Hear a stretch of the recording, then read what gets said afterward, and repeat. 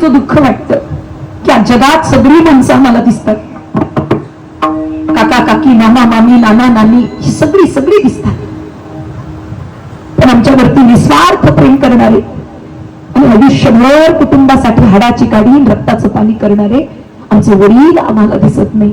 याचं सगळ्यात मोठं दुःख कुटुंब आहे. सोडून या गेले बाबा, बाबा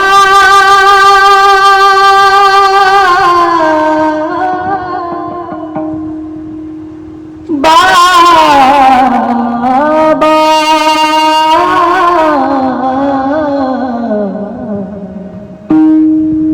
सोडून या गेले बाबा आम्हाले कराना, सोडून या गेले बाबा आम्हाले कराना,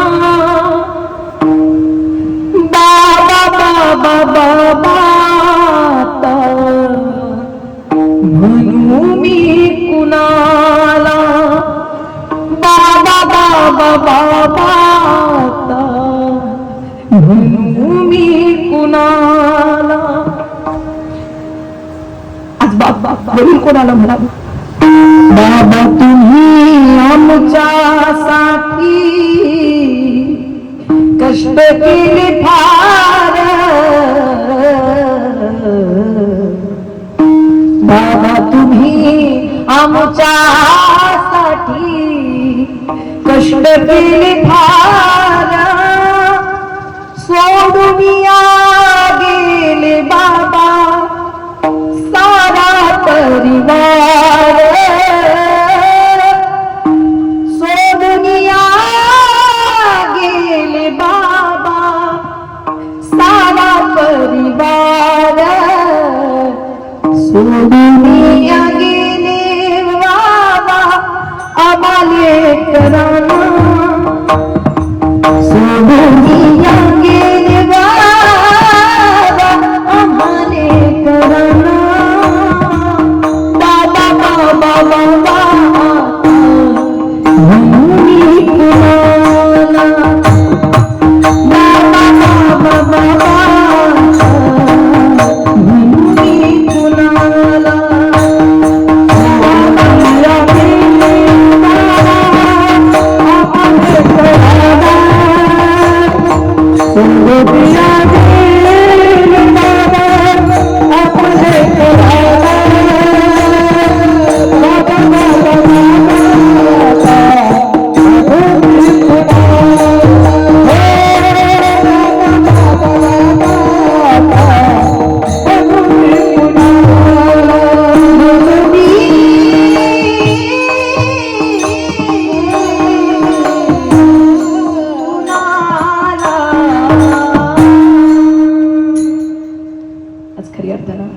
वडिलांच्या जाण्यानं फार मोठं दुःख आहे, पण मी पुन्हा एकदा हा विषय मांडण्याचा प्रयत्न करेन.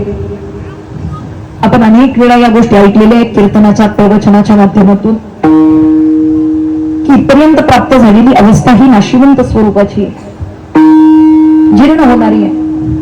ऐका, बहिरंगानं माणसानं किती शरीराला नटवा, किती सजवा आणि किती बलाढ्य ताकदीचं, कितीही सुंदर आणि कितीही चांगल्या परीनं याला बाहेरून बनवा, पण आतमध्ये याची अवस्था ही जीर्ण होणारी आहे.